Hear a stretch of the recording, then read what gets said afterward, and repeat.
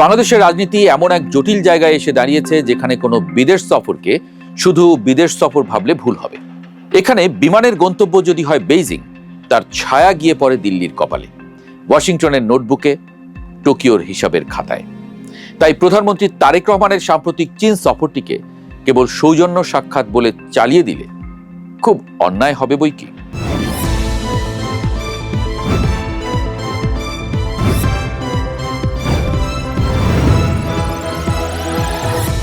গত 22 থেকে 24 জুন অনুষ্ঠিত এই সফরে দুই দেশের মধ্যে বাণিজ্য, বিনিয়োগ, অবকাঠামো, শিল্পায়ন এবং অর্থনৈতিক সহযোগিতা নিয়ে বিস্তৃত আলোচনা হয়েছে।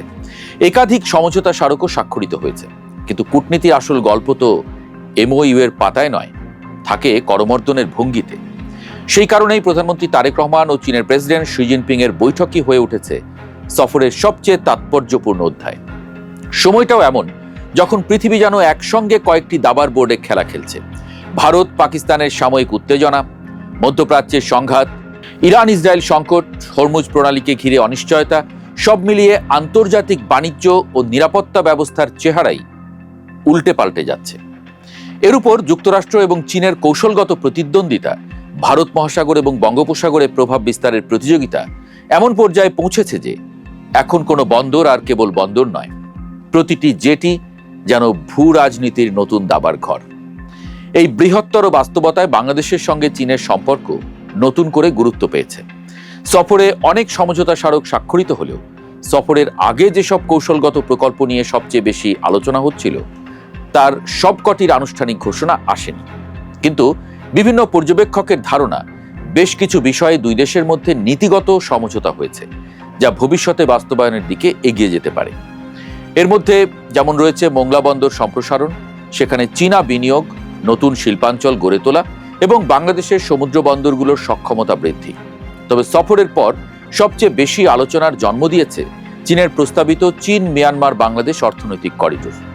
এই করিডোর বাস্তবায়িত হলে তিন দেশের মধ্যে শুধু নতুন বাণিজ্য পথই খুলবে না, দক্ষিণ ও দক্ষিণ পূর্ব এশিয়ার রাজনৈতিক সংযোগ এবং বঙ্গোপসাগর কেন্দ্রিক ভূরাজনীতির মানচিত্রেও বড় পরিবর্তন আসতে পারে। বাংলাদেশের লাভের হিসাবও কম আকর্ষণীয় নয়। মোংলা বন্দর, চট্টগ্রাম বন্দর, বে টার্মিনাল, মাতারবাড়ি গভীর সমুদ্র বন্দর এবং সম্ভাব্য অর্থনৈতিক অঞ্চলগুলো আঞ্চলিক সরবরাহ ব্যবস্থার গুরুত্বপূর্ণ কেন্দ্র হয়ে উঠতে পারে। ভৌগোলিকভাবে বাংলাদেশ এমন এক জায়গায় দাঁড়িয়ে আছে যেখানে দক্ষিণ এশিয়া আর দক্ষিণ পূর্ব এশিয়া যেন হাত বাড়ালেই একে অপরকে ছুঁতে পারে। এতদিন এই অবস্থানটা ছিল মানচিত্রের সৌন্দর্য, এখন সেটি অর্থনীতির সম্পদে পরিণত হওয়ার সুযোগ পাচ্ছে।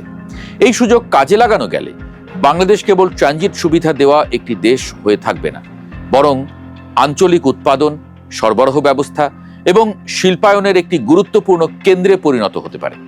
কর্মসংস্থান বাড়তে পারে, রপ্তানি সম্প্রসারিত হতে পারে, বৈদেশিক বিনিয়োগও নতুন গতি পেতে পারে। দক্ষিণ পূর্ব এশিয়ার দেশগুলোর সঙ্গে অর্থনৈতিক সংযোগ বাড়ানো বাংলাদেশের বহুদিনের লক্ষ্য। আসিয়ানভুক্ত দেশগুলোর সঙ্গে বাণিজ্য বৃদ্ধি এবং আঞ্চলিক উৎপাদন শৃঙ্খলের অংশ হওয়ার পথে এই করিডোর একটি কার্যকর মাধ্যম হতে পারে। একই সঙ্গে বাংলাদেশের ঘোষিত পূর্বমুখী নীতি বাস্তবায়নের ক্ষেত্রেও এটি নতুন গতি এনে দিতে পারে। তবে এই ধারণা একেবারে নতুন কিন্তু নয়। 90-এর দশকেই কুনমিং ইনিশিয়েটিভের মাধ্যমে বাংলাদেশ, চীন, ভারত, মিয়ানমার বা বিসিআইএম অর্থনৈতিক করিডোরের ধারণা সামনে এসেছিল। পরে 4 দেশের প্রতিনিধিদের অংশগ্রহণে একাধিক বৈঠকও হয়। লক্ষ্য ছিল কলকাতা, ঢাকা, চট্টগ্রাম, মান্দালয় এবং কুনমিংকে একটি অর্থনৈতিক ও পরিবহন নেটওয়ার্কে যুক্ত করা। কিন্তু রাজনীতির কাছে অর্থনীতি বহুবার পরাজিত হয়েছে। রাজনৈতিক ও কৌশলগত কারণে সেই প্রকল্প বাস্তবায়নের পর্যায়ে পৌঁছতে পারেনি।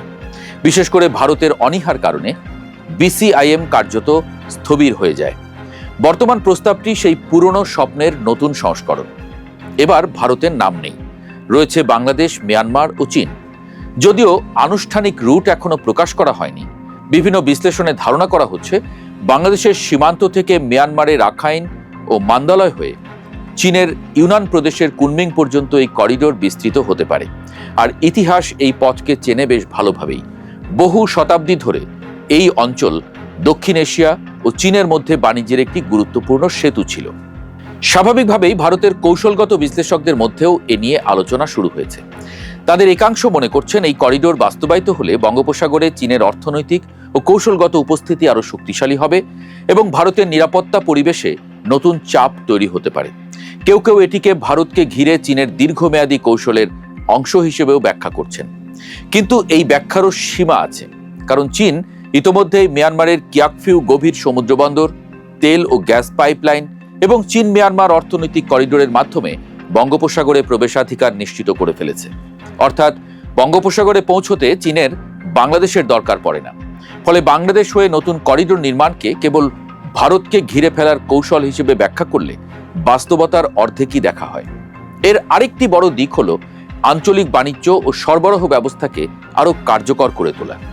অবশ্য ভারতও বসে নেই। অ্যাক্ট ইস্ট নীতির আওতায় ভারত মিয়ানমার থাইল্যান্ড মহাসড়ক, কালাদান মাল্টিমোডাল ট্রানজিট প্রকল্প এবং উত্তর পূর্ব ভারতের সঙ্গে দক্ষিণ পূর্ব এশিয়ার সংযোগ বাড়ানোর নানা উদ্যোগ বাস্তবায়ন করছে। অর্থাৎ যোগাযোগের রাজনীতিতে শুধু চীনই খেলছে না, ভারতও নিজের বোর্ডে নিজের ঘুঁটি সাজাচ্ছে।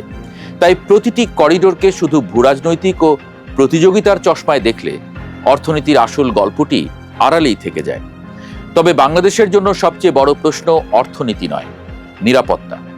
সম্ভাব্য করিডোরের একটি অংশ রাখাইন অঞ্চলের মধ্য দিয়ে যেতে পারে, যেখানে বর্তমানে আরাকান আর্মির উল্লেখযোগ্য নিয়ন্ত্রণ রয়েছে। সেই সঙ্গে বহু বছর ধরে চলমান রোহিঙ্গা সংকট ও অঞ্চলের বাস্তবতা। ফলে সেখানে যে কোনো বড় অবকাঠামো প্রকল্প বাস্তবায়নের আগে রাজনৈতিক স্থিতিশীলতা এবং নিরাপত্তা নিশ্চিত করাই সবচেয়ে বড় শর্ত। এখানেই চীনের ভূমিকা গুরুত্বপূর্ণ হয়ে ওঠে। আন্তর্জাতিক বিশ্লেষকদের মতে মিয়ানমারের সামরিক সরকার এবং দেশটির বিভিন্ন প্রভাবশালী সশস্ত্র গোষ্ঠীর উপর চীনের উল্লেখযোগ্য প্রভাব রয়েছে। তাই রাখাইনে স্থিতিশীলতা প্রতিষ্ঠা এবং ভবিষ্যতে রোহিঙ্গা প্রত্যাবাসনের জন্য অনুকূল পরিবেশ তৈরিতে বেইজিং ইতিবাচক ভূমিকা রাখতে পারে। তবে শুধু সম্ভাবনার আলো দেখলে হবে না, ছায়াটাও দেখতে হবে। বিশ্বের বিভিন্ন দেশে বেল্ট অ্যান্ড রোড ইনিশিয়েটিভের আওতায় নেওয়া কিছু প্রকল্প নিয়ে ঋণের বোঝা, ব্যয় বৃদ্ধি, স্বচ্ছতার ঘাটতি এবং অর্থনৈতিক সক্ষমতা নিয়ে প্রশ্ন উঠেছে। ফলে বাংলাদেশকে যে কোনো নতুন প্রকল্প গ্রহণের আগে অর্থনৈতিক সম্ভাব্যতা, ঋণ পরিশোধের সক্ষমতা, পরিবেশগত প্রভাব, স্থানীয় জনগণের স্বার্থ এবং জাতীয় নিরাপত্তা সব দিকই সতর্কভাবে মূল্যায়ন করতে হবে। বাংলাদেশের পররাষ্ট্রনীতির সবচেয়ে বড় শক্তি বরাবরই ভারসাম্য। চীন উন্নয়নের বড় অংশীদার, ভারত নিকটতম প্রতিবেশী এবং গুরুত্বপূর্ণ নিরাপত্তা এবং অর্থনৈতিক অংশীদার। আবার যুক্তরাষ্ট্র, জাপান, ইউরোপীয় ইউনিয়ন এবং আসিয়ান দেশগুলোর সঙ্গেও বাংলাদেশের সম্পর্ক ক্রমেই গভীর হচ্ছে। তাই কোনো একক শক্তির দাবার ঘুঁটি হওয়া নয়, বরং নিজের দাবার বোর্ড নিজেই সাজানোই বাংলাদেশের সবচেয়ে বুদ্ধিমানের কাজ। চীন মিয়ানমার বাংলাদেশ করিডোর আসলে একটি রাস্তার গল্প নয়, এটি সুযোগ, সতর্কতা এবং কৌশলের গল্প। রাস্তা বানানো সহজ, কিন্তু সেই রাস্তা দিয়ে কার ভাগ্য চলবে আর কার প্রভাব বাড়বে সেই হিসাবটাই সবচেয়ে কঠিন বাংলাদেশের সামনে। তাই এখন প্রশ্ন একটাই, সে কি শুধু অন্যের মানচিত্রে আঁকা একটি পথ হবে, নাকি নিজের ভবিষ্যতের মানচিত্র নিজেই আঁকবে? পৃথিবীতে রাস্তার অভাব নেই, অভাব শুধু এমন পথিকের যে জানে কোন পথে হাঁটলে গন্তব্যে পৌঁছানো যায় আর কোন পথে হাঁটলে অন্যের দাবার বোর্ডে গিয়ে দাঁড়াতে হয়।